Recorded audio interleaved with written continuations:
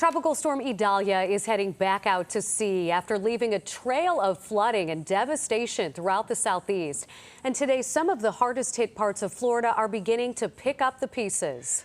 The hurricane left more than 100-mile path of destruction. Caroline Elliott joining us from Florida with details. Caroline.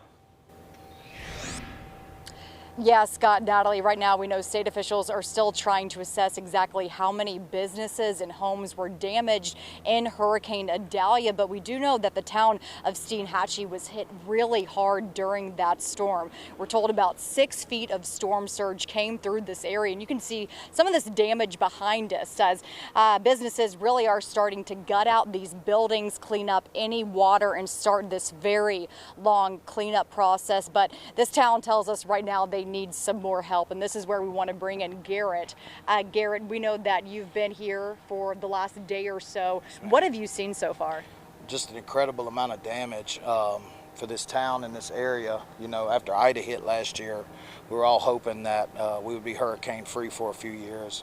The South has been ravaged over the last few years from Zeta and Ida and Ian and Idalia now, and we're part of a local contracting crew that we come in when the disaster happens and try to bring emergency services, tarp roofs, help out with anything we can, bring generators, water, food, just help the community start and I know, that rebuilding process. Yeah, Garrett, and I know that this community needs all the help they can right now. How long do you think it's going to take to rebuild?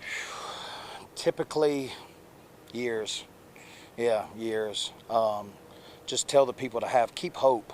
You know, that you can rebuild. When you come home and everything's gone or a lot of your property's gone, you could really lose hope fast. Just know that there are good people out here willing to help and bring a sense of peace and some, it's hard to have joy right now, but just to have something where you can hold on to hope, knowing that it is rebuildable and repairable. Garrett, thank you so much, and thank you for what you're doing. Yes, again, we do know that there's a lot of cleanup efforts ongoing here. We're seeing a lot of neighbors help neighbors, but of course this recovery process is going to be more complicated because this area is still without power. We're told it could take several more weeks before electricity is turned back on. Scott, Natalie. Caroline, thanks for that. Of course, the storm impacted much more than Florida, 4 states, the Carolinas, Georgia as well. You're looking at some of the aftermath in Savannah. The Georgia governor, Brian Kemp, has declared a state of emergency ahead of heavy winds and rain. And continuing our team coverage is Chelsea Torres in South Carolina. So, Chelsea, what are you seeing as the impacts there?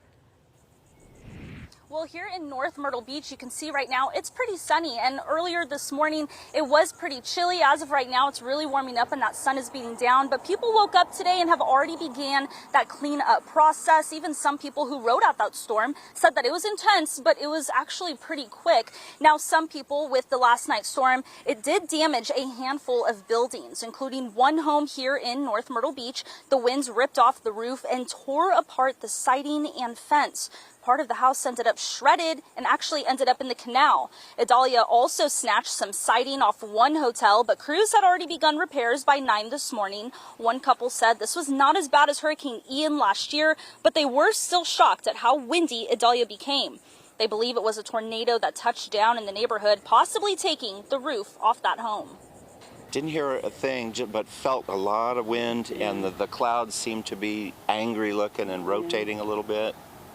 The wind in general and the waves were making so much noise. It was kind of hard to hear anything else besides that.